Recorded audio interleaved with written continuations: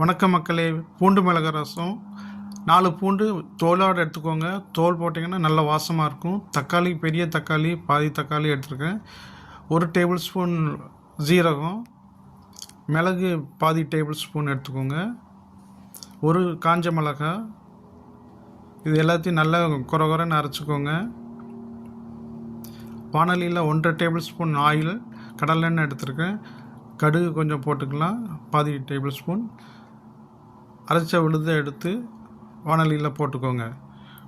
மிளகு ரசம் ரொம்ப உடம்புக்கு நல்லது. சளி, காய்ச்சல்லாம் சரியாகும். மிளகு போட்டுக்கிறதுனால எதிர்ப்பு சக்தி நல்லாயிருக்கும். விஷத்தை முறிக்கக்கூடியது. தண்ணி கழுவி ஊற்றிக்கிட்டு ஒரு 4-5 நிமிஷம் கொதிக்க விட்டுங்க. மஞ்சப்பொடி கொஞ்சம் போட்டுக்கலாம்.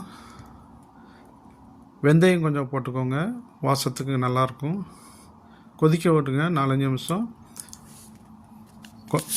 உப்பு தேவைக்கு தகுந்தாப்பில் போட்டுக்கோங்க. இப்போ கொதிச்சிடுச்சு, டேஸ்ட் பண்ணி பார்ப்போம். ரொம்ப அருமையாக இருக்குது. இதே மாதிரி நீங்களும் பூண்டு மிளகு ரசம் செஞ்சு பாருங்கள். செஞ்சுட்டு எப்படி இருக்குன்னு கமெண்டில் சொல்லுங்கள். ஓகே ஃப்ரெண்ட்ஸ், மீண்டும் சந்திப்போம் அடுத்த வீடியோவில். Bye, thank you.